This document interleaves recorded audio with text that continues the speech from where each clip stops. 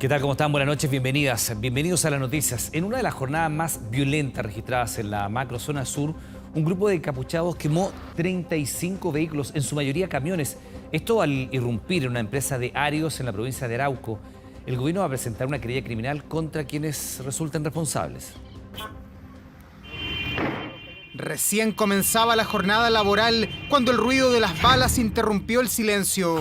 Eran pasadas las 8 de la mañana y en la villa Los Ríos de Los Álamos, un grupo de choferes se aprestaba a iniciar las faenas. Nos hicieron tirarnos al suelo, nos pegaron patadas, nos pedían las llaves de las camionetas, se llevaron la llave de mi camioneta, la de las demás personas, y empezaron a hacer fuego, a encender y a disparar para todos lados. La gente que logró arrancar, digamos, la empezaron a perseguir y a disparar igual. Encapuchados encañonaron a mi chofer. En una reacción, mi chofer le pegó a un encapuchado y arrancó, afortunadamente. Y no le hicieron más daño que el camión, que lo quemaron, es pérdida total. Los testigos coinciden en señalar que al menos 25 a 30 personas encapuchadas irrumpieron con armas cortas, fusiles y material acelerante, el que rápidamente esparcieron sobre autos, camionetas y grandes camiones tipo tolva. ¿Cuánta gente va a quedar cesante en este momento? ¿Cuánta gente queda cesante? Y ni el Estado no hace nada, el gobierno no hace nada. Yo me voy a armar y me voy a defender lo que me queda, el resto de que me queda mis cosas. Porque aquí esta provincia no puede seguir lo que está pasando. Pero aquí yo me voy a tener que subir arriba de un camión y si tengo que defenderme voy a andar armado y voy a hacer la cuestión por lo mismo. Hubo 4 antisociales que llegaron hasta este lugar con escopetas. Los hechos se repitieron en 4 predios aledaños y luego de 2 horas el conteo final arrojó 35 vehículos quemados, la mayoría con pérdida total. El propio delegado presidencial de Arauco pasaba por el lugar y fue testigo del atentado. Nos encontramos con encapuchados que estaban en ese momento procediendo a instalar unos camiones al ingreso del camino Trongol. Procedieron a quemarlo, comenzaron a dispararnos, yo me detuve con el auto. Deben haber sido cerca de unos 25 encapuchados que logramos observar desde el lugar en que disparaban muchas ráfagas. Carabineros y la PDI trabajan en conjunto para aclarar lo sucedido al interior de esta empresa, que en el año 2018 también sufrió la quema de 14 camiones. Es complejo, hay personas, hay uso de armas. La verdad que nosotros estamos poniendo todas nuestras capacidades. Estamos tratando de hacer uso de todos los mecanismos que la ley nos faculte, nos entrega para poder de alguna forma llevar tranquilidad y seguridad a las personas que viven en la región. En eso nosotros no vamos a claudicar, no vamos a bajar los brazos, vamos a seguir haciendo las coordinaciones en conjunto con el Ministerio Público y con la Policía de Investigaciones. Además de los 35 vehículos quemados, en su mayoría camiones, 3 autos livianos fueron robados por el grupo de encapuchados. Estos grupos no quieren dialogar. A estos grupos hay que aplicarle la mayor fuerza de la ley. Y si es necesario volver a implantar un sistema, un estado de emergencia o un estado de sitio, es necesario hacerlo ahora. A través de un comunicado, la Confederación de Dueños de Camiones exigió que se restablezca el Estado de Derecho, acusando que Arauco es una tierra sin ley con autoridades sobrepasadas. Quienes hicieron este atentado se preocuparon de entorpecer la llegada de las unidades de emergencia, válgase carabineros o bomberos. Nos costó entrar al sitio, al predio donde se encontraba mayor cantidad de maquinaria. Al momento no se ha encontrado ningún tipo de panfleto o reivindicación alguna por el estilo en los lugares que vemos hasta el momento se está efectuando los recorridos. Desde La Moneda, el subsecretario Monsalve condenó el ataque en Los Álamos. Anunció que el gobierno presentará querellas por el delito de incendio y que además este viernes se darán a conocer medidas para enfrentar las demandas de los camioneros. Queremos reiterar el total, absoluto y profundo rechazo del gobierno del presidente Gabriel Boric a los hechos de violencia. Este no es el camino en democracia, no lo compartimos, no los aceptamos, lo rechazamos y por lo tanto lo vamos a perseguir desde el punto de vista penal. Pese a la magnitud del ataque, solo 2 personas resultaron heridas, ambas con lesiones leves debido al forcejeo realizado en el intento por defender lo que hasta hoy eran sus herramientas de trabajo. Bueno, los precios del gas y la parafina, usted sabe, no dan tregua. En algunos sectores del país, de hecho, el valor del litro de queroseno ya supera el precio del litro de la benzina, que por cierto está muy caro, ¿no? ¿Qué medidas se van a tomar para frenar las alzas? Lo vemos en el siguiente informe.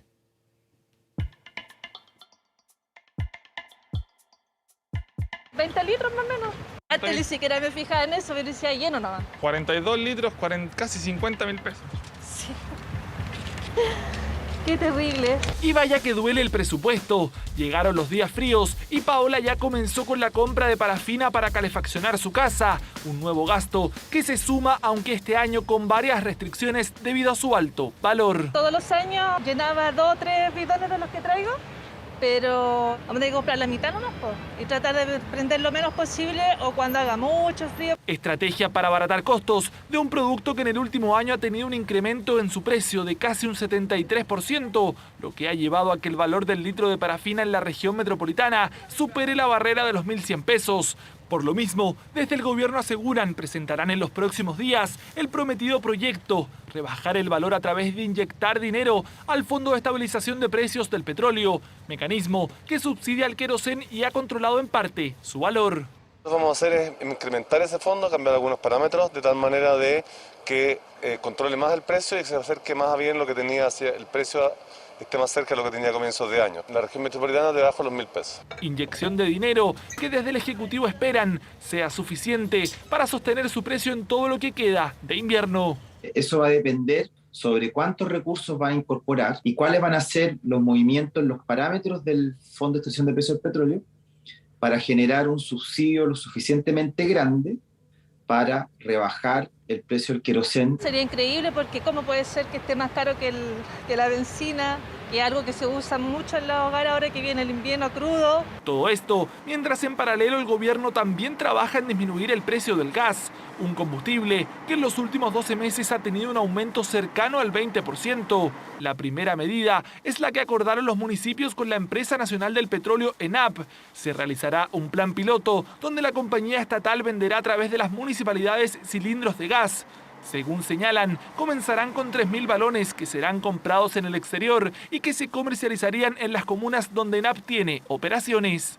Vamos a actuar inmediatamente en el mercado con una herramienta distinta, que no es el proyecto de ley, sino que actuando junto con ENAP, con los municipios, para mostrar que es posible tener un gas a menor precio y generar una presión competitiva. Sin embargo, esta medida no dejó del todo conforme a los alcaldes, que calificaron el plan piloto como insuficiente, mientras que ENAP no se quiso referir al tema. La cantidad de cilindros con la que se pretende implementar este plan, nos sentimos burlados. Es insuficiente y pobre el plan presentado por el gobierno y la estatal el día de ayer. La ENAP puede hacer mucho más que eso. La cantidad de cilindros es algo que se está viendo.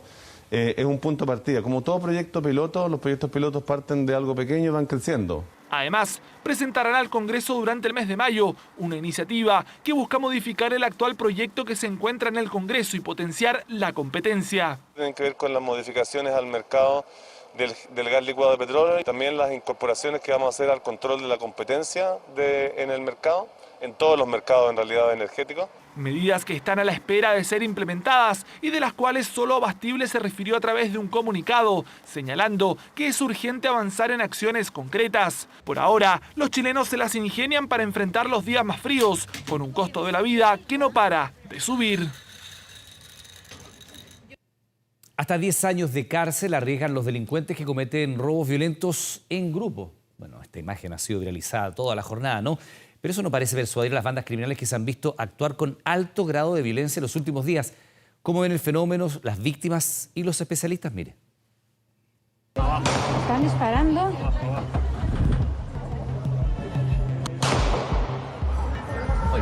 Siguen robando. Toda la gente se escondió adentro, salieron corriendo. Y no era para menos y fueron casi 3 minutos de temor, angustia y desesperación en aquellas personas que estaban alrededor. La gente se tiró al suelo, se puso detrás del kiosco. 5 delincuentes armados que actuaron coordinados. Uno al volante con arma de fuego para evitar que alguien intentase evitar el atraco. Jaime Arellano, de 60 años y gerente de la tienda, quiso enfrentarlos. Apenas entraron ellos, atiné a poner las barreras para hacerle más difícil la salida. Y después cuando vi el auto me tiré también a tirar cosas al auto, cosa que el auto tampoco retrocediera. Esa fue la idea. Y bueno, y tratar de enfrentarlo también un poco. Hace un tiempo que los delincuentes vienen cometiendo delitos en grupos. Poco se ve a solitarios, ladrones o duplas. Cuando se actúa en estos grupos, en estas turbas, tiene por objeto primero que exista un modo de ejecución más rápida desde el punto de vista del delincuente y también que sea, o sea, como el delito se comete más rápido, dada la gran cantidad de participantes, igualmente lo que sucede es que hay una dificultad de identificación de la persona del delincuente. Bandas coordinadas que cometen delitos en locales comerciales que en el último tiempo se han visto robando carne, bodegas como la de Mercado Libre o este local de artículos para motoristas en Ñuñoa.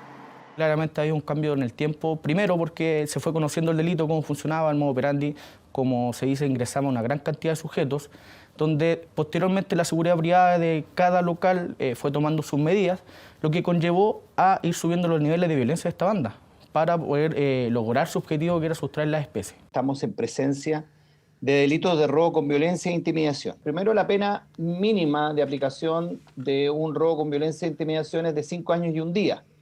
Pero el Código Penal establece un agravante, que cuando el delito se ejecuta con auxilio de gente armada o con personas que sirven para asegurar la ejecución del delito y la impunidad, se puede subir la pena en 1 grado, es decir, puede partir de 10 años y 1 día. Una modalidad que permite robos millonarios, algunos con artículos de fácil reducción, y donde la intimidación y la violencia deja secuelas psicológicas en quienes son afectados directos y también en aquellos que presencian estos actos delictuales. Bueno, si el gobierno ya había anunciado que no sería neutral en el proceso constituyente, la Contraloría respondió exigiendo total imparcialidad.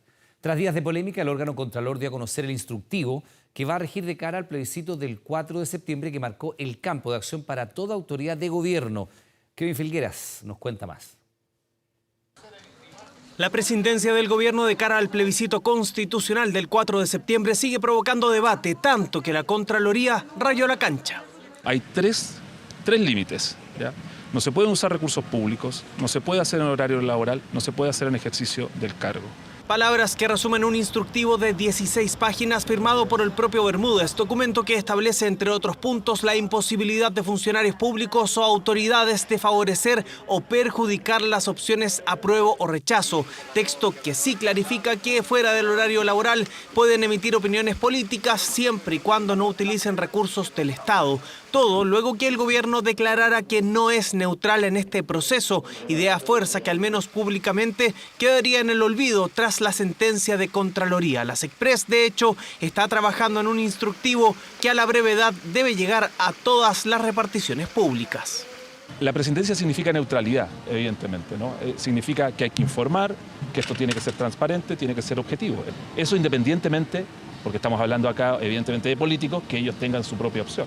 Nosotros, de manera institucional, por cierto, que no se toma una postura respecto al plebiscito. Como gobierno, a nosotros nos corresponde informar, invitar a las personas a participar, lo que no exime a las personas de tener su propia opinión política. Buenas tardes, estoy en mi oficina. Transmisión vía Instagram de 20 minutos realizada hace una semana por la vocera de gobierno Camila Vallejo y Giorgio Jackson, en donde se analizó lo que fue catalogado como avances de la constituyente, registro que por su contenido generó críticas en la oposición. Claro, pero en estos 9 meses ya ha parido cosas importantes. ¿Qué hubiese pasado en el plebiscito de entrada si el ministro Belolio con el ministro Osa hubiesen hecho un live en relación a alguna de las posiciones?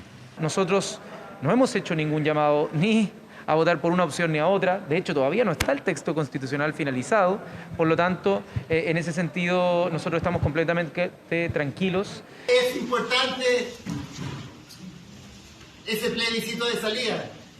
Otra de las secuencias polémicas fueron grabadas en un tragún realizado en Teodoro Schmidt. El principal interlocutor fue el delegado presidencial de la Araucanía, que por varios minutos aseguró que en el plebiscito de salida se podría consagrar una constitución que reconozca a los pueblos originarios. No, aquí no hubo nada de proselitismo, nosotros fuimos en una actividad oficial. Yo le pediría a Raúl Alar que nunca más haga alarde de su posición política en horario laboral. La oposición por este caso presentó diversos recursos a Contraloría. Bermúdez respondió que habrá análisis caso a caso. El proceso debe ser impecable, debe ser lo más limpio posible y tratando de no dar señales, ¿verdad?, complejas y contradictorias a la ciudadanía respecto de cosas que criticamos en el pasado. Yo sé que hay una ansiedad gigantesca del gobierno, de algunos subministros en particular, de salir a hacer campaña, pero les digo que son recursos públicos de todos los chilenos, que la moneda no se convierta en una sede de campaña. ¿Y qué podría ser considerado campaña? No constituye propaganda, según el CERVEL, una opinión personal sobre el trabajo de la constituyente o entrevistas en medios de comunicación que no sean pagadas. La campaña se inicia 60 días antes de la fecha de los comicios. Para nosotros es campaña y publicidad que un ministro o un convencional o un parlamentario se pare en una esquina a repartir un volante. Después de los 60 días lo puede hacer, pero en el caso de los funcionarios públicos, fuera de su horario de trabajo. Y eso vale incluso para los convencionales. Convencionales que, según su parecer, sí podrían hacer campaña apenas termine su trabajo el 4 de julio, un instructivo que exige total imparcialidad luego que la Contraloría cuestionara el concepto de no neutralidad. Y fíjese en este video, la verdad es que muestra el día de furia, vamos a decirlo así, que tuvo un taxista, tal como se ve, atacó con piedras y un fierro un auto donde al interior iban 2 personas, mire. Ahí está en la cara de otro. Me seguí y tuve un momento violento que no espero no volver a tenerlo nunca más. Si nos bajábamos, creo que hubiese quedado peor. Son las dos versiones, la del agresor y la de la víctima, en un nuevo repudiable caso de furia y de violencia al volante por las calles capitalinas. Según los involucrados, esto comenzó el martes, cerca de las 10 de la mañana, cuando el auto que manejaba el papá de Esteban chocó la puerta trasera del taxi en calle Lira. El tipo de manera muy agresiva, no, que quería que le pagaran inmediatamente, que arreglamos, no, toma, teníamos el seguro. Ya en ese momento ya un poquito asustado ya, decidimos seguir de largo. Esteban, que iba de copiloto, dice que avanzaron y la discusión siguió en la intersección de Lira con Diagonal Paraguay. Él está al lado del piloto con mi papá y le dice, ¿qué pasa si te acuchillo ahora? Una amenaza. No me bajé nunca con la intención de pelear con él. Yo me bajé 2 veces a hablar con él. Esas fueron las primeras reacciones, hablar con él, y eso no se pudo.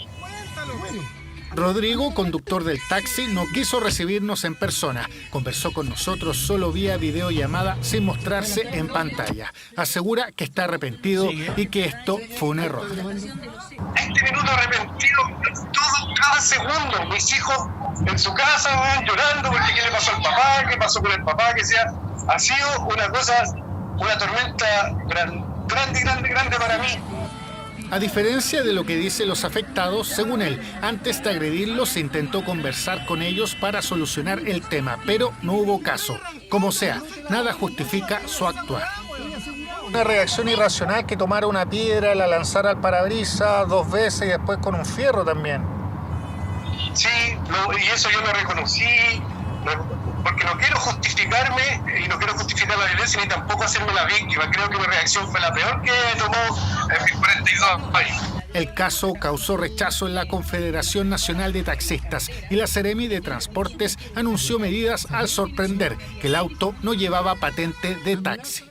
A la fecha de este año llevamos 2.000 vehículos piratas fuera de las calles y continuaremos haciendo ese trabajo con este vehículo y otros más. Ese auto ni siquiera está taxiando, amigo. Ese auto yo estoy haciendo trámites para ese auto, para comprar el taxi. De momento no hay una denuncia formal. El agresor dice estar dispuesto a conversar para solucionar las cosas. ¿Pides disculpas? Le pido 1000 disculpas y no quiero justificar mi violencia. Mi violencia fue hacia su camioneta y no fue hacia él como persona, porque yo estuve con él 10 centímetros con el vidrio abajo que podía haberme violentado y no lo quise violentar a él. Que parecieran que son 2 personas distintas. La persona que actuó el día martes, una persona completamente agresiva, a la persona que habló ahora con mucha humildad, no me parece que sea correcto. Este tema de agarrarse a los golpes en la calle entre automovilistas, taxistas, es frecuente. hay un triángulo que yo denomino el triángulo no amoroso de una mala relación automóvil, ciclista, peatón, que es permanente en la calle. Entonces nosotros no hemos hecho nada para solucionar esto. Automóvil Club asegura que Chile tiene el triste título de ser el país con los conductores más violentos de Latinoamérica. En esta pelea no hubo lesionados, sí serios daños a un vehículo, que ahora hay que reparar. Bueno, y vamos a hablar ahora de las cifras de desempleo que fueron entregadas por el INE. 7,8. Ese fue el índice en el trimestre que va desde enero hasta marzo, levemente más alto que en los últimos meses, pero bueno, pese a esta disminución de trabajo, las personas ocupadas, fíjese, aumentaron en el último trimestre móvil. El anterior registro marcó 8.700.000 personas y fracción, y entre enero y marzo el número aumentó en 30.000 empleos. Del total de desocupados, bueno, ahí hay una brecha que es importante. 7,2% son hombres, 8,7% son mujeres. Además, el empleo de los jóvenes, que están entre los 20 y los 24 años, siempre más alto, pero fíjese hasta dónde llega, 16,8%, más del doble de la cifra oficial y que, por supuesto, alerta a las autoridades. Yo salí recién de la U, como mediados de marzo, y sí estaba buscando, pero como que hay harto en mi área, pero no tanto como para gente sin experiencia.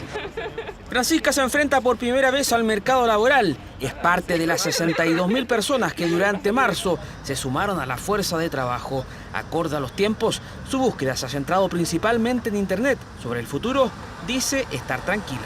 Por Internet yo siento como por LinkedIn, bueno, yo estoy en un grupo de WhatsApp como de geógrafas, como feministas que comparten mucho como trabajo de geografía y ahí también me llegan hartas cosas. Yo busco también en la plataforma como empleos públicos. Según el INE, la tasa de desocupación para personas entre 18 y 24 años llega al 16,8%, una cifra que casi dobla el promedio nacional. Pero ¿por qué le está costando tanto encontrar empleo a este segmento? Hay regulaciones laborales que perjudican más a los jóvenes. Por ejemplo, la indemnización por años de servicio hace que sea mucho menos costoso desvincular a jóvenes en comparación a personas de mayor edad. En distintas plataformas señalan que se están abriendo plazas laborales y entregan tips a la hora de postular. Hoy día, más que el pagan poco y me viene experiencia, no, porque hoy día las empresas ya están entendiendo que el primer empleo viene sin experiencia, valga la redundancia, pero sí les interesa saber qué han hecho ellos también en su trayectoria, como voluntariado, como experiencia previa a lo que tenga que ver con la experiencia laboral, pero que también muestre un poco en qué está el candidato. Una realidad que desde el gobierno se mira con atención. El Ministerio del Trabajo recuerda que el IFE laboral sigue vigente hasta septiembre. Este es un subsidio que llega hasta el 60% de la remuneración a mujeres y jóvenes menores de 24 años que encuentran empleo formal. Cada nueva relación laboral formal permite tanto que mujeres, jóvenes y mayores de 55 años que tienen un tope de salario de 3 ingresos salarios mínimos puedan acceder al IFE, lo cual significa en estos grupos un monto máximo de hasta 300.000 pesos, lo cual puede significar un incentivo justamente para que esto ocurra y se reduzcan las brechas. Son los desafíos del mercado laboral que se esconden tras el 7,8% de desempleo entregado por el INE para el trimestre móvil enero, febrero, marzo. Convención Constitucional. Ya, muchas cosas pasan en la convención. Valentina Reyes con nosotros. Valentina, por supuesto, sistema político, profundización de la democracia, en fin, novedades que nos pones al día. ¿Cómo estás, Iván? Sí. ¿Cómo están todos en sus casas? Queremos pasar a la primera estación para hablar de democracia directa. Esta es la participación de los ciudadanos en la vida democrática de un país. Acá está, democracia directa. Y vamos a la siguiente estación, Iván, porque te quiero preguntar, ¿tú propondrías algún proyecto de ley o te sumarías a alguna iniciativa para pedir un proyecto de ley? Ay, yo creo que capaz que sí. Por ejemplo, alguno que ayudara chuteramente a las pymes en esta etapa tan dura, yo creo que sí, claro. Porque, atención, la Convención Constitucional hoy, esta jornada, aprobó un artículo que pasa ya al borrador sobre la iniciativa popular de ley. Estamos hablando que la ciudadanía puede presentar sus proyectos organizándose. de ley. Eso. ¿Cómo? Con el 3% del padrón electoral. Por ejemplo, el padrón electoral El último fue de casi 15 millones de personas. El 3% serían unas 450.000 personas. Con esas firmas se podría presentar un proyecto. Exacto, para la tramitación en el Congreso. No asegura que este proyecto a lo mejor sea realidad, pero sí la tramitación. Y vamos a la siguiente estación para hablar de otro punto de democracia directa, derogación de ley, porque así como se va a poder proponer leyes, también se pueden eliminar. Eso sí, no es admisible todo. Por ejemplo, las propuestas sobre impuestos no, y sobre el presupuesto del Estado. Lo que no es gasto público. Exacto, tiene límites. Acá eso sí es más alto. Tiene que participar un 5% del padrón electoral. O sea, si calculamos 15 millones de personas en el padrón, 750.000 personas. Ahí todo el proceso tiene que ir ante el servicio electoral. Son mecanismos de democracia directa, están ya en el borrador de nueva Constitución y pedimos la siguiente estación para avanzar en otros temas de la Convención Constitucional, porque tenemos siempre fechas claves y les contamos del 16 de mayo. Ese día se presenta el borrador de nueva Constitución, ya queda poco del trabajo de los plenos, por lo menos de los plenos temáticos. Finalizado el borrador. Finalizado el borrador. Pero no queda nada, eso es mañana. Sí, son un par de semanas. Esto va a ser en Antofagasta, ahí va a trasladarse la convención y atención con esto porque acá empieza la etapa final. Tenemos borrador, pero van a haber comisiones que van a definir cómo se implementan los cambios, cuándo se implementan. Agustina Álvarez preparó una nota donde nos cuenta qué viene a partir de la quincena de mayo, que viene en la etapa final de la Convención Constitucional. ¿Podría Gabriel Boric ser reelecto al término de su periodo presidencial? Se apliquen desde el próximo periodo y no desde este. ¿Cuándo será momento de elegir el nuevo Congreso? Si a uno lo eligen por un determinado tiempo, tiene que terminar ese periodo. ¿Cómo se implementarán las reformas en materia de salud? La progresividad va a depender. Algunas dudas de varias a solo 2 semanas de que concluya el trabajo de las comisiones temáticas. Hasta ahora, el borrador de la nueva Constitución ya consagra casi 300 normas en sus páginas. Llevamos meses conversando sobre el contenido de la nueva Constitución. En estos momentos de votación en el Pleno estamos tomando decisiones, estamos votando, y luego la implementación de esas decisiones se va a proyectar en el tiempo. Dicha proyección recae en la llamada Comisión de Normas Transitorias, una nueva instancia trascendental en el proceso, compuesta por 33 convencionales. ¿Cuál será su tarea? Discutir y votar los artículos que pondrán en marcha la nueva Constitución. En términos simples, aquí se responderán los cómo y los cuándo. Por ejemplo, ¿cómo se implementarán las nuevas instituciones aprobadas por la Convención? ¿O desde cuándo un mandatario podría ser reelecto? Se transforma en el puente que nos va a permitir transitar de manera progresiva desde la actual Constitución hacia la nueva Constitución. No sea otro espacio más de revancha, de pasar de cuenta y de entusiasmo irresponsable. Yo creo que hay muchas normas que están aprobadas que requieren para su adecuada implementación tiempos, plazos. Es tal su relevancia que incluso desde el gobierno adelantaron que colaborarán en la formulación de normas transitorias para garantizar eventualmente la implementación exitosa de la nueva Constitución. Me parece que el gobierno está mostrando una posición que no debiera mostrar, donde debería haber presidencia, especialmente en el tema de las normas transitorias, porque les va a afectar directamente. Por supuesto que el gobierno tiene que tener un grado de incidencia. ¿Pero cuál debería ser ese grado? El gobierno tiene que opinar y tiene que poner sus planteamientos en el debate público. Trabajo que tendrá que concluir antes de que inicie una segunda comisión, la de armonización. Por fin vamos a hablar todas y todos de un mismo texto. Es un borrador que puede ser calificado, que puede ser criticado, que puede ser alabado, pero es un texto del cual todos vamos a estar conversando. Su tarea será consolidar el proyecto de nueva Constitución. Es la comisión más grande, integrada por 40 convencionales y con menos tiempo para trabajar, solo 3 semanas para llegar al Pleno. ¿Cuál es su función? Revisar todo lo aprobado para evitar incoherencias, contradicciones y faltas gramaticales que pueda contener el texto. La materia prima es lo aprobado en las 7 comisiones temáticas y nuestro trabajo es tomar esa materia prima y transformarlo en una propuesta de norma constitucional. Creo que estamos todos con la voluntad de generar un texto coherente, sistémico y entregar la mejor propuesta de nueva Constitución a Chile. Nueva Constitución que su primera página también estará en manos de una comisión, la de preámbulo, encargada de redactar las líneas que fundamenten el proyecto constitucional. La idea del preámbulo no es solamente que pensemos en el Chile que queremos, que por cierto es importante, pero siempre debemos recordar de dónde venimos. 3 comisiones, transición, armonización y preámbulo que comenzarán su trabajo el próximo 17 de mayo. Todas con tareas distintas pero con una misma finalidad: redactar el mejor texto posible para darle vida a lo que sería nuestra nueva Constitución. Ya, contra el tiempo esto. Contra el tiempo, y atención porque hoy el diputado Vlado Mirosevic dijo que presentó una reforma constitucional para extender el trabajo de la convención, 3 meses por lo menos, pero esto recibió respuesta de parte del vicepresidente de la convención, Gaspar Domínguez. Vamos a escuchar lo que dijo. Recibimos bien todos los proyectos de ley que busquen desde el Congreso o desde otros poderes constituidos intentar apoyar el trabajo de la Convención Constitucional. La verdad, nosotros creemos que tienen la libertad y autonomía de hacerlo, pero desde esta convención, como hemos dicho más de una vez, tenemos un cronograma con una fecha límite que es terminar el 5 de julio. Seguiremos trabajando en esa dirección y vamos a lograr en esa fecha tener una propuesta de texto constitucional. El vicepresidente insiste entonces, alcanzan con el trabajo hasta el día 5 de julio, aunque de forma muy acelerada. La próxima semana, por ejemplo, vamos a tener plenos hasta el día sábado. Y atención con lo siguiente, la Comisión de Sistema Político, que nos quita el sueño, que ha sido una verdadera saga. Hoy aprobó atribuciones de la Cámara de las Regiones y del Congreso de Diputados y Diputadas, o sea, toma forma el Poder Legislativo.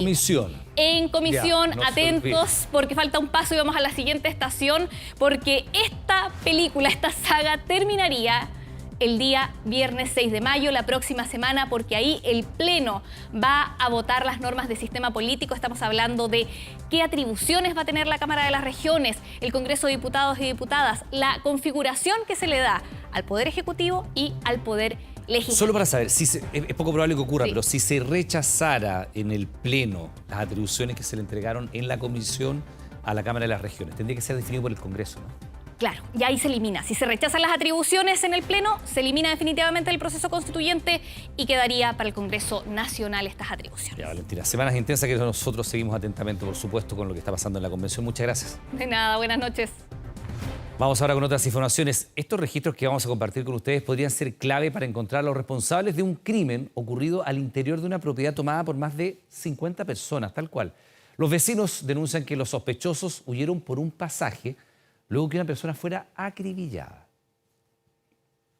Todos mirando hacia el techo. Habían ruidos, gritos e incluso disparos. Preocupados, los residentes salieron de sus casas a observar qué ocurría.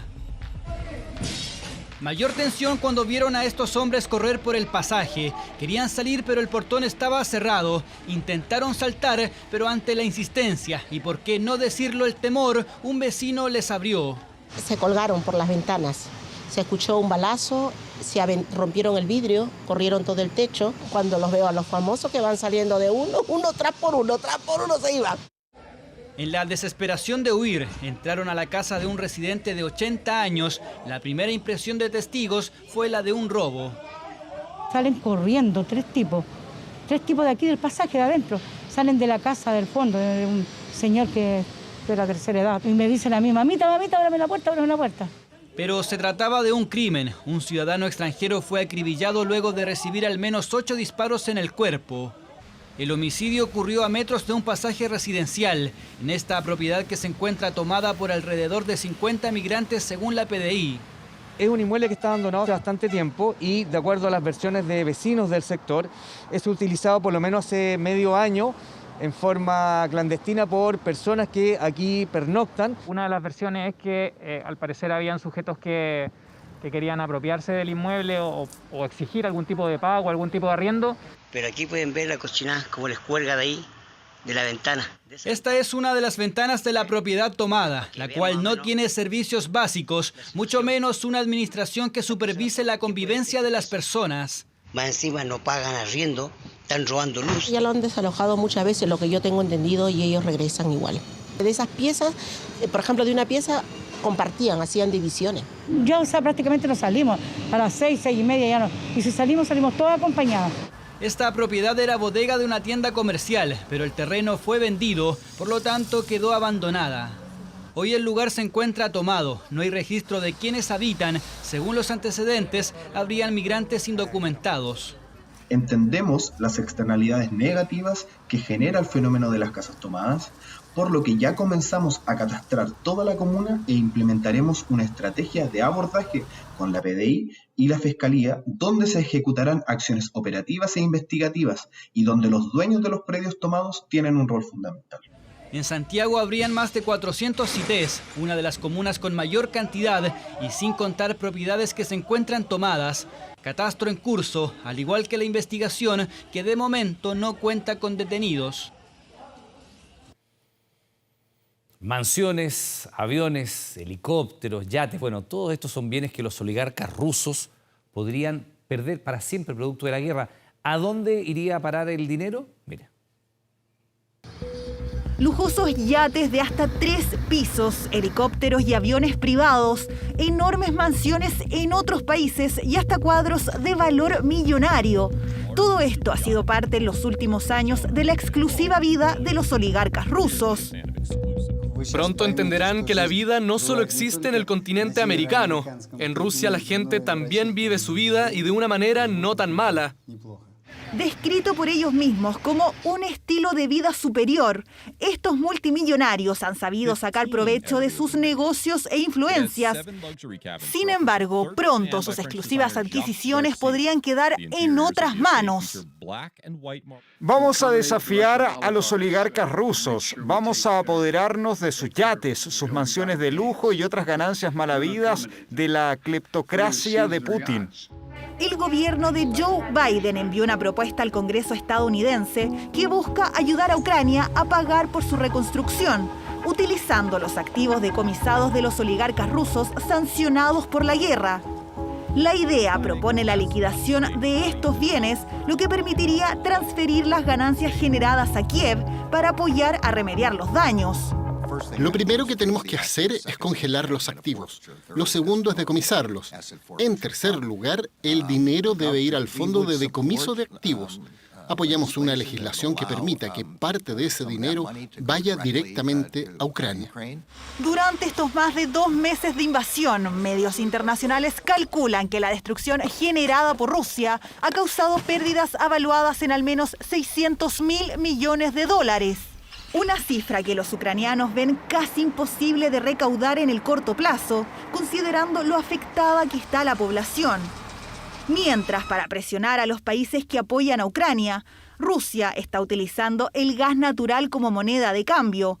Polonia y Bulgaria fueron las 2 primeras naciones en verse afectadas con el corte de este suministro.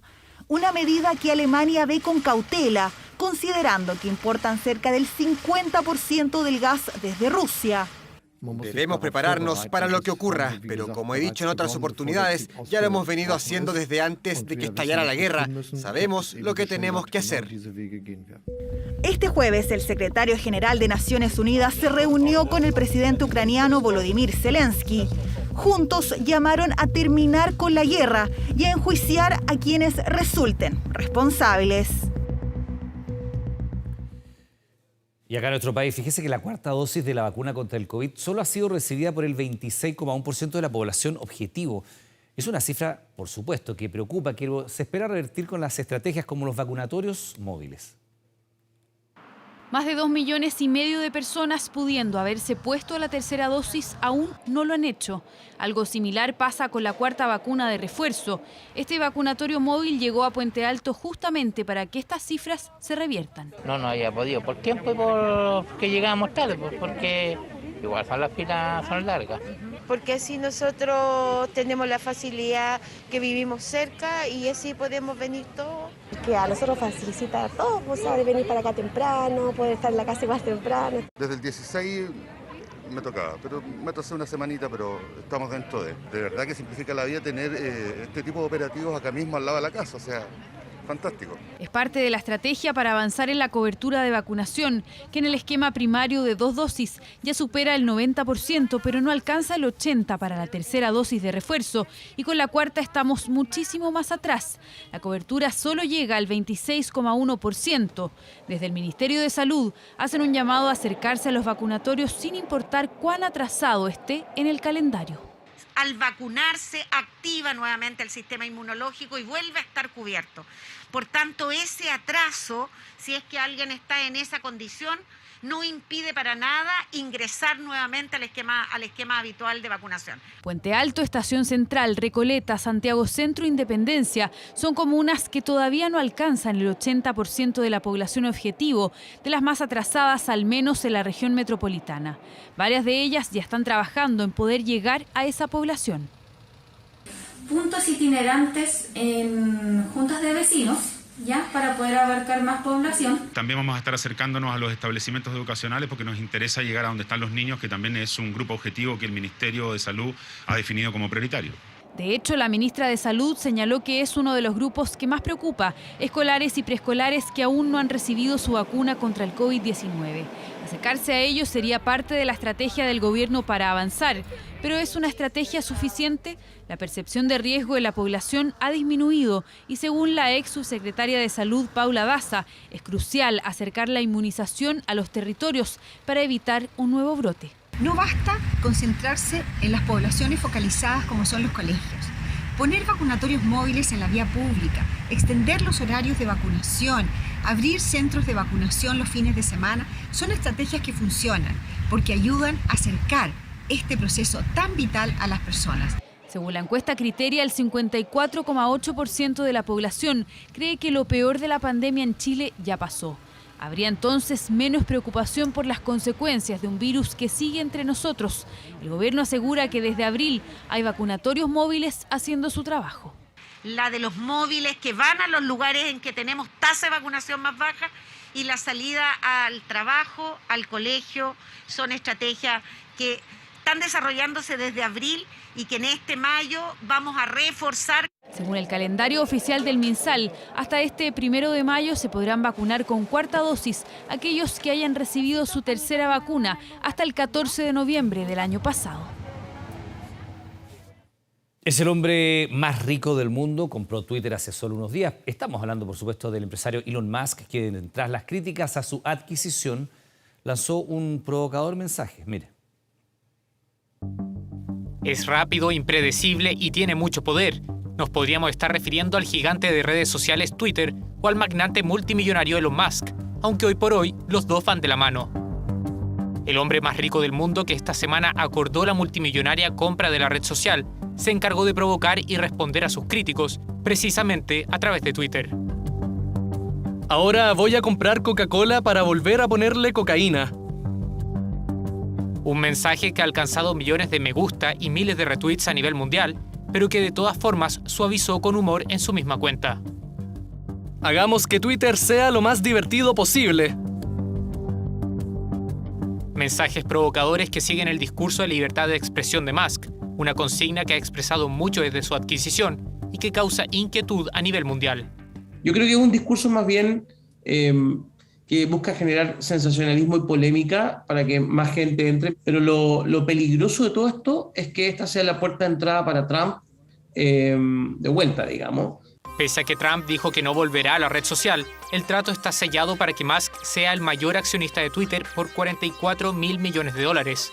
Una red social que hoy cuenta con 436 millones de usuarios, muy por debajo de otros gigantes como TikTok, Instagram o Facebook. Sin embargo, la poderosa influencia de la red del pájaro azul va mucho más allá de los números. Todo lo que sucede en tiempo real en Twitter termina muchas veces rebotando a nivel de medios de comunicación. Entonces el alcance de Twitter no son la cantidad de cuentas que tiene Twitter, ¿no? Sino que es todo. Es todo. Si fuese el planeta, puede rebotar en algo que sea mucho más grande que Twitter. Quedan pocos meses para que el hombre más rico del mundo no solo sea dueño de autos, cohetes espaciales y una fortuna gigantesca. Musk tendrá una de las redes sociales más influyentes del mundo y ya está marcando presencia en ella. La ley No Chat lleva poco más de un mes operativa y fíjese que ya son más de 2.500 choferes quienes han sido infraccionados por manipular el teléfono mientras se está conduciendo. Quienes realizan este tipo de acciones se exponen a multas, atención, de hasta 167 mil pesos e incluso a perder su licencia por 90 días en caso de ser reincidente. En 2021, Carabineros cursó casi 900.000 infracciones de tránsito. De ellas, 1 de cada 4 fue por circunstancias que implican un riesgo de accidente, conductas entre las que se encuentran acciones como estas. Maniobras que ponen en peligro no solo a los conductores, sino también a quienes se encuentran en su perímetro. Por eso, desde el 14 de marzo pasado, la ley No Chat prohíbe manipular cualquier aparato electrónico mientras se conduzca. Este jueves se entregó el primer balance al respecto. 2.500 infracciones por este motivo y que es fundamental que quienes nos están escuchando contribuyan a hacer de su conducción una conducción segura tanto para ellos como para quienes están alrededor. En este periodo, 2.160 choferes fueron multados por conducir hablando por celular sin manos libres y 346 por manipular un dispositivo móvil mientras manejaban. Una persona que conduce en zona urbana a 50 kilómetros por hora en un segundo de distracción avanza 14 metros. Eso puede producir, ¿cierto?, un grave accidente o una muerte. En 2021 se registraron 27.000 siniestros viales por conducción no atenta, dejando a 223 personas fallecidas por esta causa. A poco más de un mes de la puesta en marcha de la ley, el análisis también arroja que un 33,1% de los conductores observados manipularon su celular mientras conducían. El 15% chateaba durante la luz roja, otro 15% hablaba por teléfono, cerca del 2% manipulaba el celular en el celular. Acciones que hoy la ley cataloga como una infracción gravísima y cuyas multas podrían llegar hasta los 167.000 pesos e incluso la suspensión de la licencia hasta por 90 días en caso de reincidir. Uno tiene que manejar concentrado, ¿verdad? En todo lo que sucede, no puede estar mirando una pantalla. Hay que tener los ojos al frente, así que perfecto. No, yo vivo con el teléfono en la mano por un tema laboral, pero lo hago en los semáforos de repente, tampoco corresponde. De repente uno lo pesca para Waze y esas cosas, pero ya conversar por WhatsApp es distinto. ¿Pero permite la nueva ley la utilización de dispositivos GPS? Eso se puede hacer en la medida que el dispositivo esté fijo. Sin embargo, si la persona tiene que ir moviendo el dispositivo o manipularlo en sus manos, entonces está cometiendo una falta y corre el riesgo de que uno de nuestros fiscalizadores le pase una multa. Desde Carabineros indican que además de la fiscalización presencial se está monitoreando a través de las cámaras en autopistas y vías urbanas, una ley que tardó 7 años en implementarse.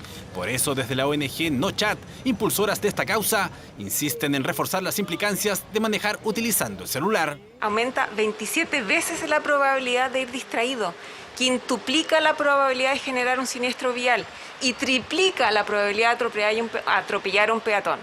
Por eso el llamado a conducir de manera responsable, donde las manos vayan siempre firme al volante y lejos de los dispositivos móviles, cuyo uso hoy es sancionado por la ley.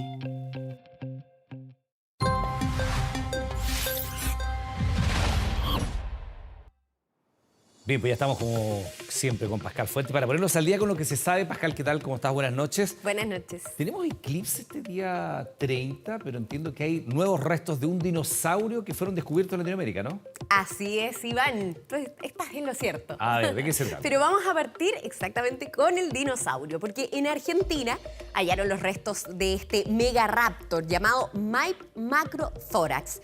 Este es un dinosaurio que es una especie que vivió a finales del Cretácico, la última etapa en la que estos gigantes habitaron en la Tierra, y este carnívoro de casi 10 metros de largo y unas 5 toneladas marca un nuevo récord porque además es el más grande de su tipo hasta el minuto.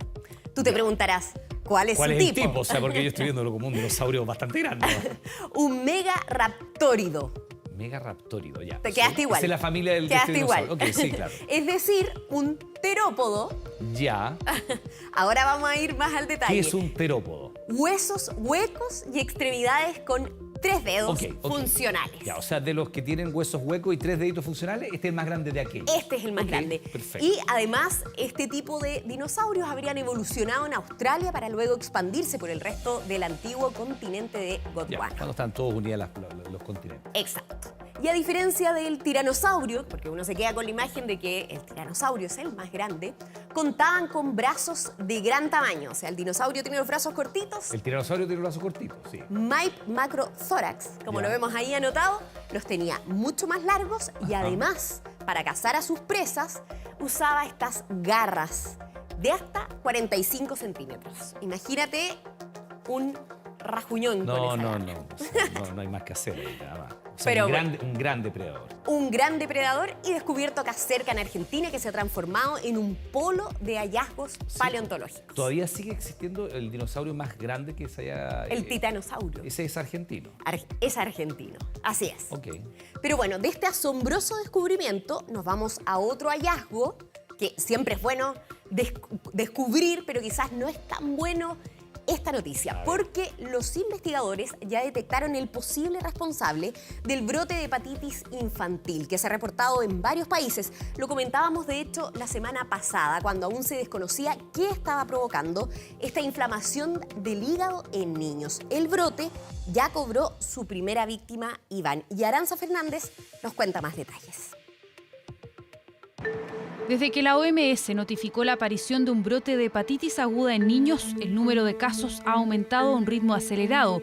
Uno de esos pequeños falleció y 17 han necesitado trasplante de hígado. Podría ser una variante de un virus adenovirus, que es un virus que ya conocemos, pero que generalmente afecta más bien la vía respiratoria, o podría estar relacionado con casos post-COVID. El brote comenzó en Reino Unido e Irlanda del Norte y ya se extiende por otros 10 países, incluidos España, Israel y Estados Unidos, además de Dinamarca, Países Bajos, Italia, Noruega, Francia, Rumania y Bélgica. En todos ellos hay niños contagiados de hepatitis aguda bajo una particularidad. Los virus comunes que provocan esta enfermedad no se han detectado en ninguno de los casos. En algunos, lo que sí se ha identificado es la presencia del adenovirus F41 y dentro de las hipótesis surge un posible vínculo con el SARS-CoV-2 porque hay varios de los casos que presentan coinfección de adenovirus y coronavirus. La coinfección obviamente provoca un cambio fisiológico e inmunológico en la persona infectada y que podría también ser un factor. El Ministerio de Salud chileno activó los protocolos la semana pasada para mantener a los equipos alerta frente a la detección de algún caso que aún no se registra. Hemos estado en reuniones con la Seremi de Salud, los equipos de epidemiología locales. También hemos trabajado en protocolos de qué, cómo y cuándo pedir ciertos exámenes. En eso participa el ISP, ha participado las distintas divisiones del Ministerio de Salud. En general, una infección por adenovirus, que podría ser este caso, se transmite de una persona a otra, ya sea por vía aérea o por agua. ¿Cuáles son los síntomas a los que estar atentos? Si su niña, si su niño tienen ojos amarillos, si tienen pipí oscuro, si tienen caca blanca, preocúpese, vaya al doctor. Si además está con sueño el niño o somnoliento o no despierta, vaya inmediatamente al servicio de urgencia porque eso sí necesita atención. La infección por este adenovirus no es estacional y podría ocurrir en cualquier época del año y afecta de manera más grave a los menores de 2 años. Por eso, ante cualquier síntoma, la recomendación es acercarse a un especialista.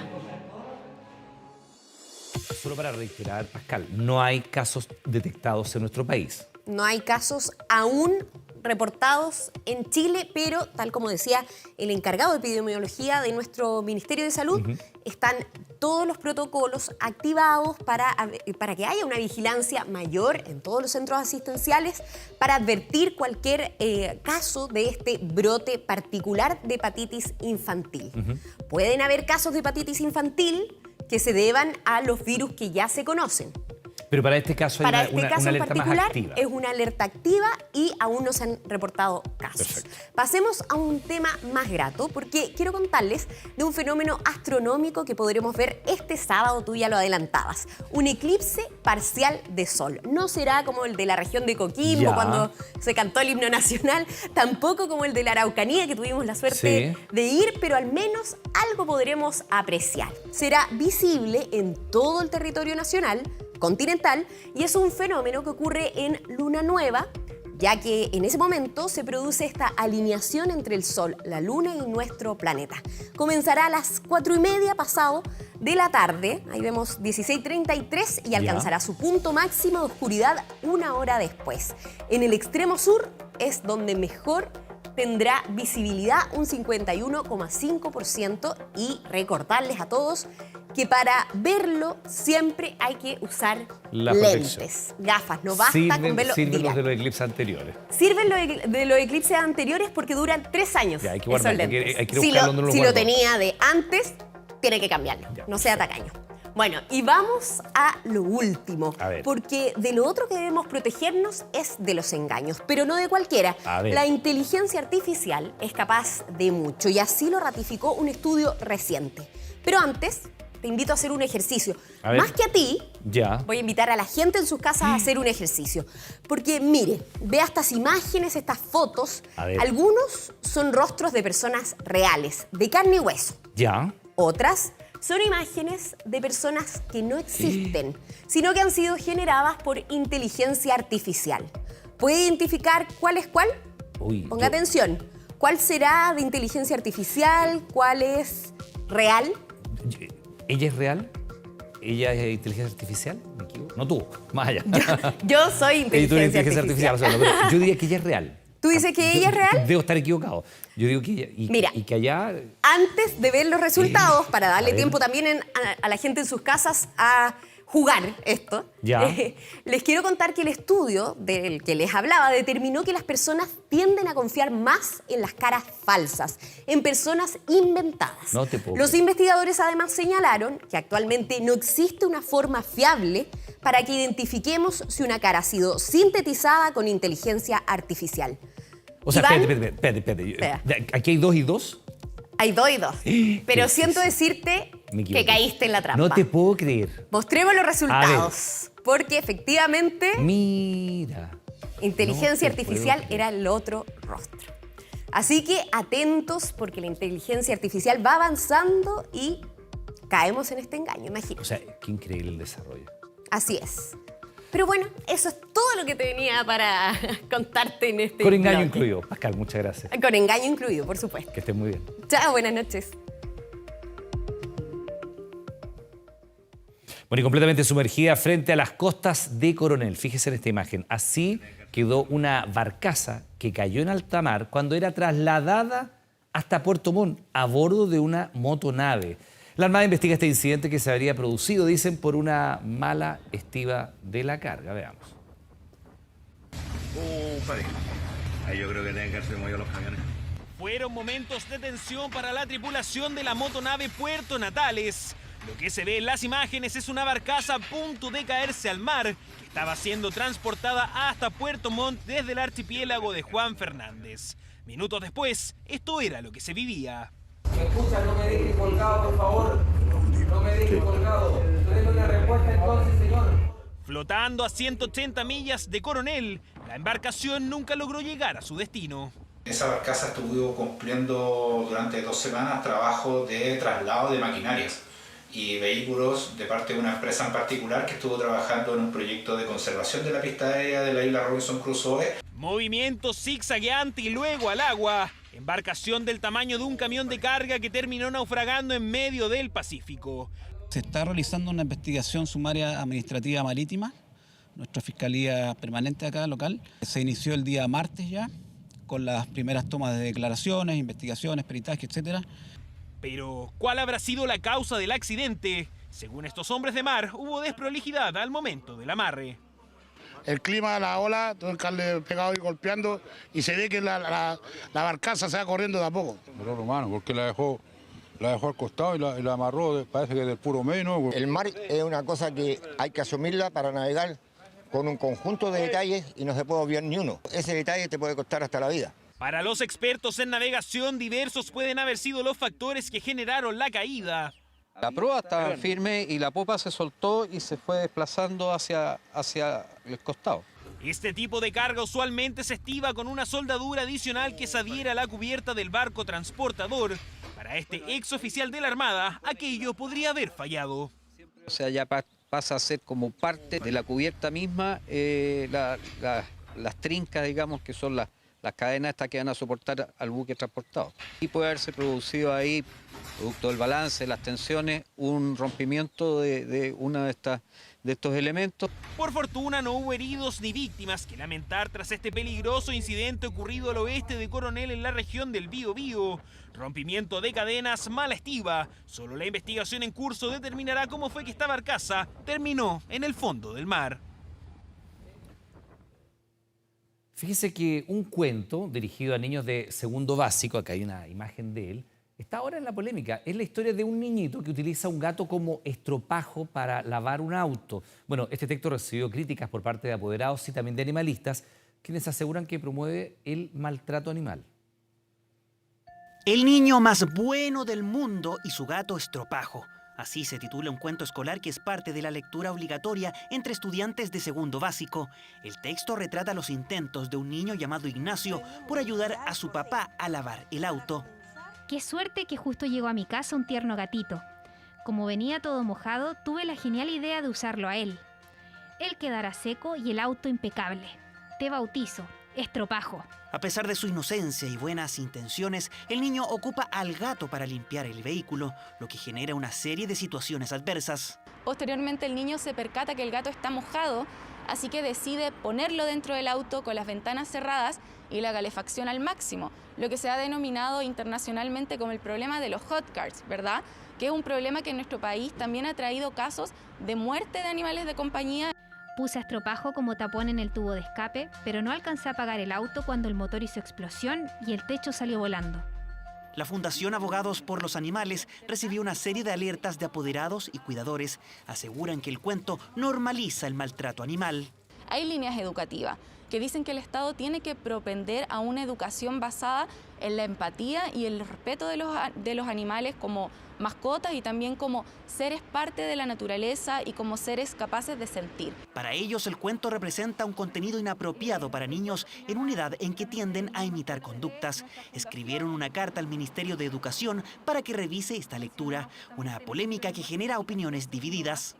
Demasiado exagerada, pienso yo, pero igual la educación va aparte de la casa, porque no hay que echarle la culpa también al gobierno, sino la educación de los padres que no están ahí para decirle las cosas. No comprendo cómo pueden existir todavía ese tipo de contenidos, porque en el fondo le estáis transmitiendo que el animal se le puede dar, es como casi como una cosa. ¿Debe eliminarse este cuento? Algunos plantean que el texto debe leerse con mirada reflexiva, pero para algunos especialistas, un cuento de segundo básico no debe dejar espacio a segundas lecturas. A esa edad, los niños son concretos. Sería muy interesante, incluso a través de la literatura, nosotros tener la posibilidad de conversar, de poner tema sobre la mesa y de discutir. ¿Qué opinas tú? ¿Ah? ¿Qué opinas tú, niño, niña? Validando así la infancia. El alcance de la comprensión de la ironía es algo que se va a ir logrando en el transcurso de la escolaridad, ¿no? Entonces no necesariamente ellos van a entender cuál es la ironía detrás de esta historia. Desde el Ministerio de Educación aseguran que el cuento fue incorporado al texto de segundo básico durante un proceso de licitación pública entre 2018 y 2019.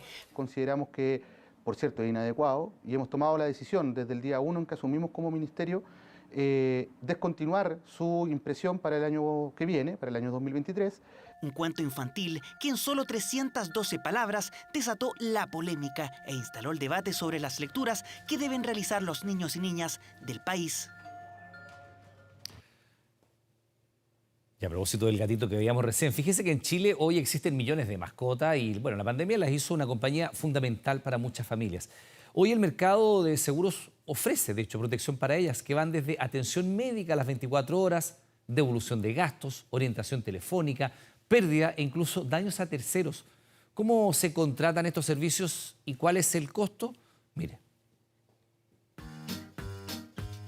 Se estima que en Chile hoy existen alrededor de 8 millones de perros y 4 millones de gatos. Los expertos incluso acuñan el concepto de familia multiespecies. No es el perro que vive afuera o el gato que no lo ven nunca, no. Duermen arriba de la cama, tienen sus camas especiales, tienen su arenero, el caso de los gatos. La pandemia no solo incrementó el número de mascotas, también la preocupación de sus dueños. Magdalena tiene 2 gatos. Para ella son demasiado importantes y la salud fundamental. Es que para mí, yo no tengo hijos, pero mis gatos son mis hijos. Entonces uno hace todo por sus hijos.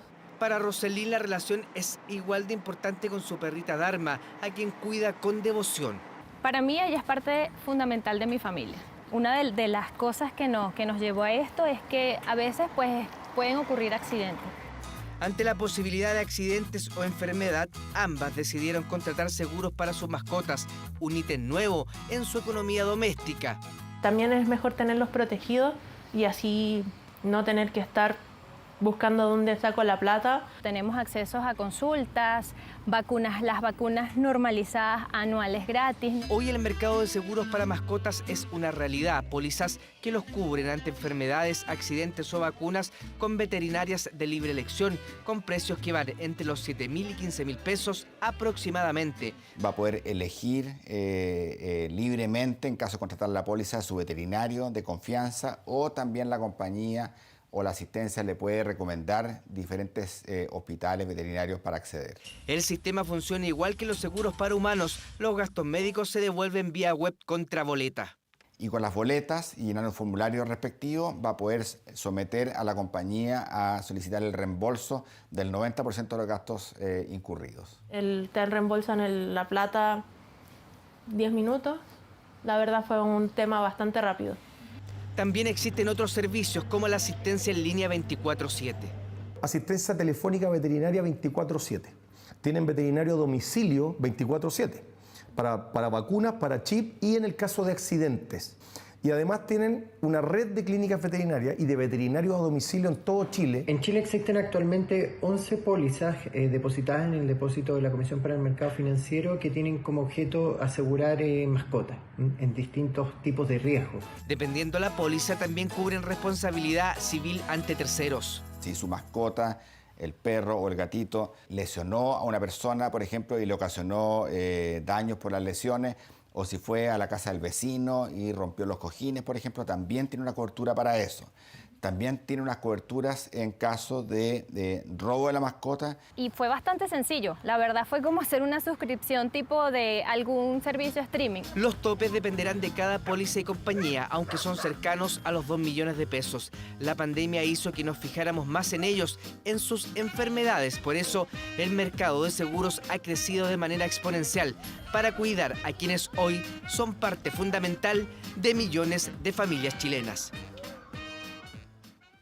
Bien, pues les recordamos que a partir de las 22 horas, Televisión Nacional de Chile está autorizada para transmitir programas para mayores de 18 años. Y fíjense que el CERNAC pidió antecedentes a la productora que organizó el recital de Metallica anoche en el Club Hípico de Santiago. Bueno, ¿por qué? Por algunos problemas en los accesos y con fanáticos que incluso tuvieron que verlo sobre grúas, camiones, incluso los baños químicos del recinto. Pese a todo esto, la banda de rock brindó un concierto lleno de calidad y potencia, más de 2 horas de música a todo volumen. Escucha.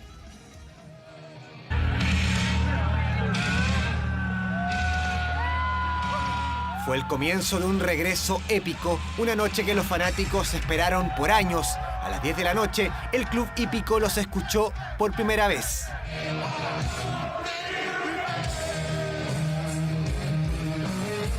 No, una locura. Espectacular Metallica, papá. Que vuelvan los conciertos a Chile. Venimos de Washington para ver el concierto. Muy lejos. Que viva Metallica. Gracias. Oh, una maravilla. Después de 2 años, compadre. Por fin estamos acá y lo disfruté bacán. ¡Ay, aguante Metallica, loco, bacán! 2 horas de concierto que hicieron vibrar a los miles que repletaron el recinto hípico, incluso a quienes lo vieron desde lejos y hasta los que no alcanzaron entrada, pero estuvieron ahí para vivirlo. No había forma de entrar, muy caras. Y la mejor banda. Me hubiera gustado estar allá, pero no se pudo lastimosamente. Metallica no tiene precedente, una banda que se ha mantenido a través de las décadas y estamos disfrutando de excelente sonido. Pero no todo fue alegría para los fanáticos. El concierto, que a menos de un mes de su realización cambió su sede original en el Estadio Nacional, comenzó con casi 1 hora de retraso, tuvo problemas en los accesos y los asistentes denunciaron un verdadero caos en su organización. Varios debieron subir a camiones para ver el concierto, otros sentados sobre grúas mecánicas. Los más osados no encontraron más opción que subir a los baños químicos del recinto para intentar ver algo del show. Muy bien el concierto, mala la organización. Yo compré cancha y quedé más lejos que galería, horrible. Dimos una vuelta completa para entrar, fue súper malo, pero Metallica es Metallica, aquí estamos. Metallica siempre bacán verlo, pero la organización horrible. Fue un caos entrar, la hora, Metallica empezaba a las 9 y finalmente salió después de las 10 de la noche. Harto desorden afuera, pero no, bien, vale la pena. El CERNAC pidió a la organización entregar los antecedentes de los problemas que hubo en el evento, entre ellos la falta de seguridad, y que no se respetaron los sectores. Además, algunos consumidores indican que no pudieron acceder al concierto debido a una eventual sobreventa de entradas. El CERNAC analizará estos antecedentes, así como los reclamos recibidos, para definir las acciones que correspondan para resguardar los derechos de los consumidores. Intentamos contactarnos con DG Medios para obtener su versión sobre los numerosos reclamos, pero al cierre de esta edición aún no recibimos una respuesta. Un concierto que llenó de expectativas a los seguidores de esta banda, con problemas que se presentaron abajo del escenario, pero que no impidió el reencuentro de estos miles de fanáticos con los ídolos de Metallica.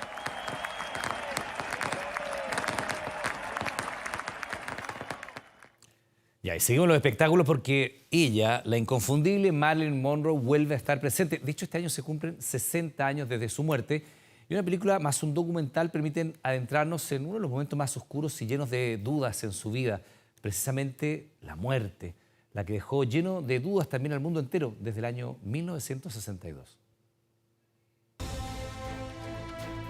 Marilyn Monroe está presente.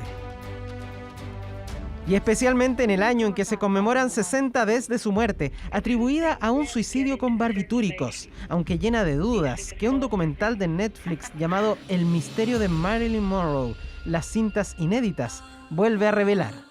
El documental es un libro que escribe un periodista irlandés, Anthony Summers, pero en definitiva la tesis del libro sigue siendo algo que ya es conocido, que es, en fin, esa especie de complot mayor, ¿no? Donde están metidos los Kennedy, donde están metidos la Guerra Fría. Y contesta, en conversación con TVN, el propio autor del libro para el que se grabaron esas entrevistas hace 40 años. Ahondé más y más en esto y al final hice un libro y eso fue años atrás y nunca me alejé de Marilyn Monroe, lo que está bien. Parte de su investigación es la que sustenta el documental. A mí lo que me molesta es como ese sensacionalismo en torno a algo que fue doloroso, que ya se ha investigado, cuando lo que nunca ha terminado de resaltarse que es una gran actriz. Pero no solo esa pieza audiovisual revisita la figura de Marilyn Monroe. También lo hará la película Blonde. Si me estás hablando de los últimos días de Marilyn, no me estás hablando de su carrera. ¿Para cuándo la película sobre el talento de Marilyn? Esa es mi pregunta. ¿Para cuándo? Un film que aún no llega a las salas, pero que promete bastante, con el comentado rol protagónico de Ana de Armas, dando fuerza a los intensos últimos días con vida de Marilyn. Aunque desde el purismo, la invitación es otra, si queremos conmemorar los 60 años tras la muerte de la actriz. Afortunadamente, ahora que se ven las películas, lo más justo con Marilyn Monroe es ver a la propia Marilyn Monroe, ¿no? Esa es la verdad. Es cierto, pero en dichas películas no se responde esa clásica pregunta que aún se hace Hollywood. Interrogante que vuelve a sonar cada año, como nos contaba en 2021, de hecho, el creador de la canción de Los Prisioneros. Siento que siempre tengo una relación con Marilyn Monroe. Estoy en una vulcanización y hay una foto de Marilyn Monroe, siento que hay algo ahí. ¿Responderán a esta pregunta que cumple 6 décadas el documental y la película? Quizás no directamente, aunque el autor del libro que da pie al documental de Netflix se atreve a teorizar. Probablemente una vez más en su vida abusó de las pastillas de dormir, tomó muchas y esta fue muy lejos. Como sea, las piezas audiovisuales contribuirán a engrandecer un mito ya enorme en torno a la platinada actriz. Es un tipo de vida que termina con una muerte y que termina con una tragedia. Y cuando eso ocurre, yo creo que la misma historia cobra más sentido, ¿no? Y ella tenía solo 36 años cuando ese 4 de agosto de 1962 terminó de escribir su vida para comenzar la leyenda que continúa a 60 años de su muerte, pero más viva que nunca en el recuerdo.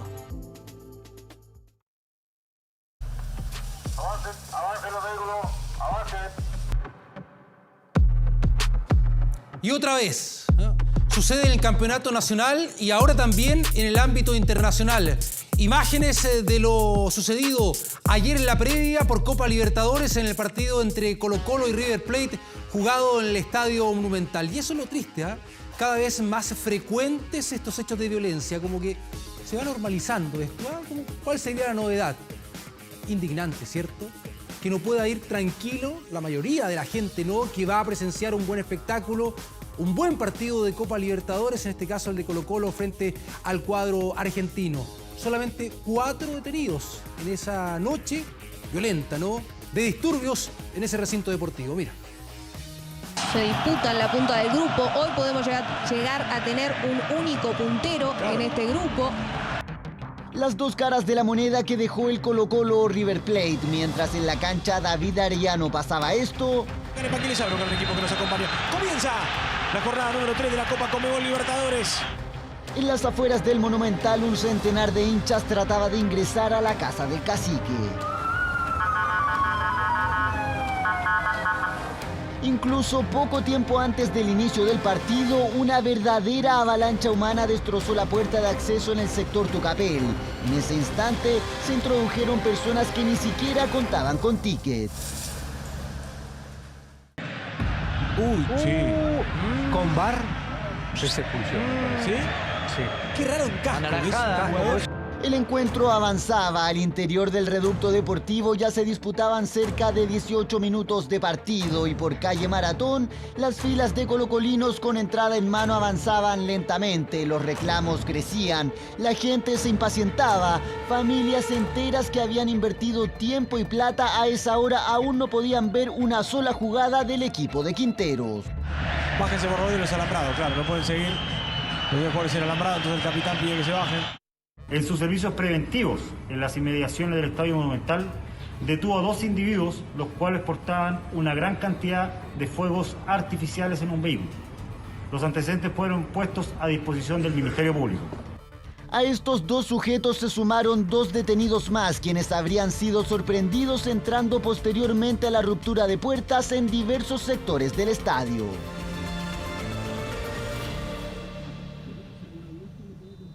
Los últimos 15.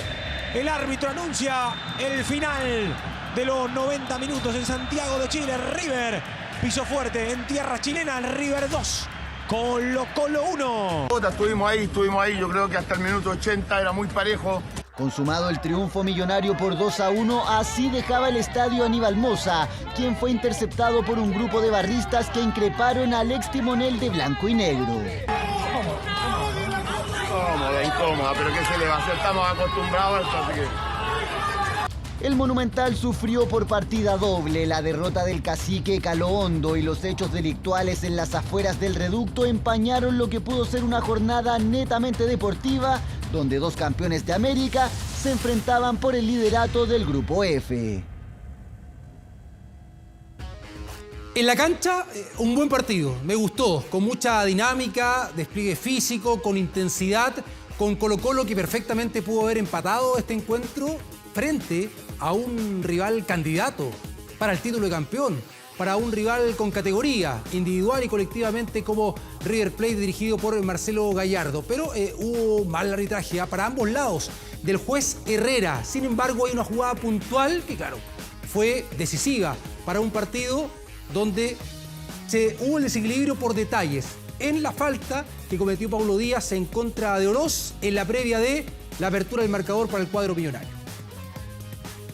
Entregando por afuera el anticipo de cabeza muy bueno de Suazo. Los detalles de estos partidos, los detalles son los que marcan diferencia. ¿Llega ahora o no? Paulo Díaz queda adentro, mirá. ¿Y el detalle cuál fue? Fue un terrible error del árbitro. En una falta, que no solamente era falta a favor de Colo-Colo, sino que era amarilla la segunda amarilla para el jugador de River. El reclamo sin tapujos de Gustavo Quinteros. El indicado era uno solo, el árbitro venezolano Jesús Herrera. A partir de ahí, ellos muy bien aprovechan la oportunidad, hacen un gol, que también fue un error nuestro. Ese fue el detalle que marca la diferencia. El partido se abre con un foul de Paulo Díaz, porque el partido estaba tomado. ¿Cómo? Que no fue foul. Increíble. Y además era roja Paulo Díaz, ¿no? ¿Que la patada no es de roja? No, el foul que se come este árbitro es tremendo. Sí, sí. Igual el día también será. Y termina en gol. Ese es el tema. En Argentina, la mayoría de los medios coincidieron que fue falta de Paulo Díaz, eso, mientras que en la sala de prensa del Monumental seguía el lamento de Quinteros. No alcanzó porque River aprovechó un error del árbitro. Y nuestro también en el área que lo marcamos, ¿no? Pero también parte del primer gol, que es lo que cambia todo, por un error del árbitro, como dice Gustavo. Si se hubiese cobrado esa falta, por ahí el partido hubiese quedado empatado. Una jugada polémica que fue desestimada por el juez venezolano Herrera. Otro aspecto por el que se quejó Quinteros fue que en esta fase de la Copa Libertadores no hay VAR. Es inentendible que no haya VAR. No, yo no entiendo. Porque ese hubiese sido anulado el gol. Pero bueno, lamentablemente nos tocó ahora, nos tocó en contra. Pero bueno, a ver si los próximos partidos nos toca a favor. ¿Llega ahora o no? Paulo Díaz queda adentro. Un nuevo episodio de lamentos y reclamos de Gustavo Quinteros. Un repertorio que semana a semana repite.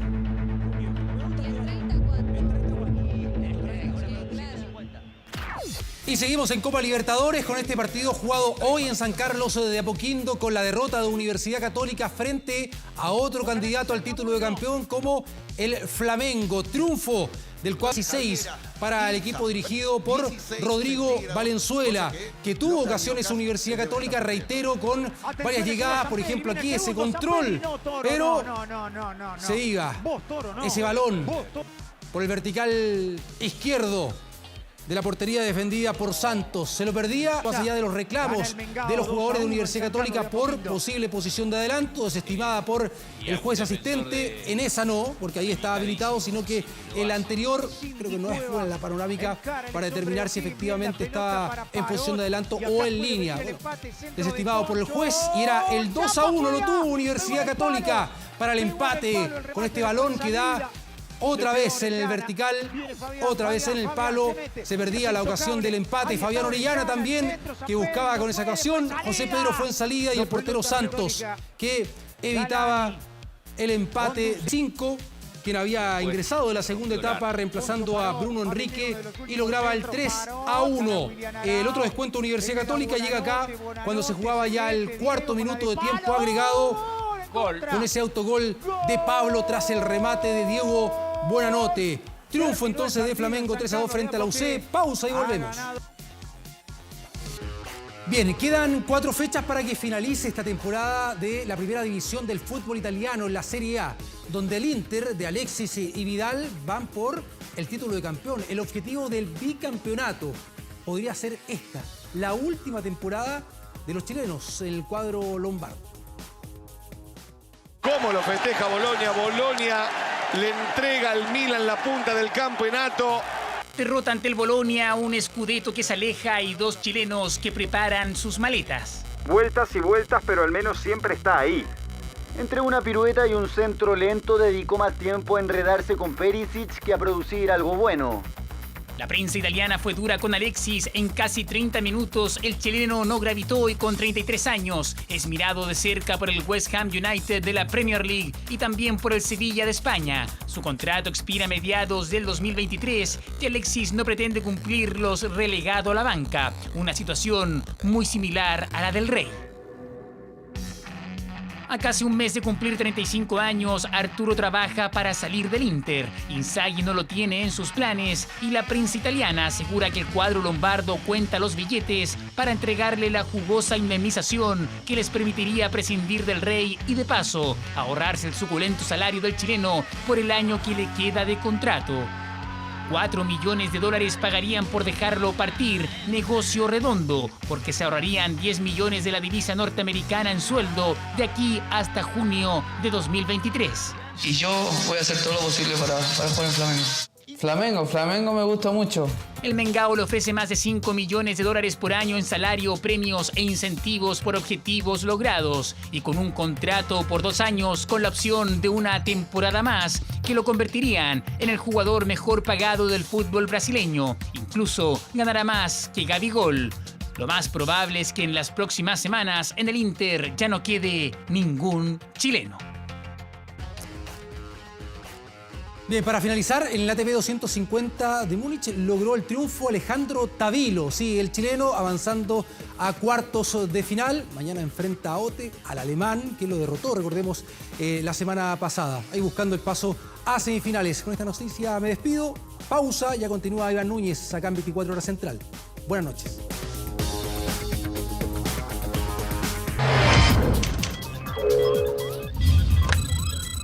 24horas.cl.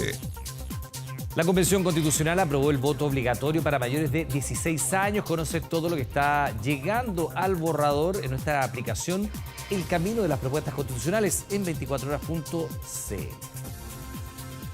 Bueno, se termina la noticia, pero les tenemos una invitación. Un antiguo colegio, una alumna capaz de ver terroríficas apariciones, una siniestra presencia en forma de monja. ¿Qué ocurre realmente en este lugar? Atrévete a descubrirlo acá, en un nuevo capítulo del Día Menos Pensado por las pantallas de TVN. Que tengan buenas noches.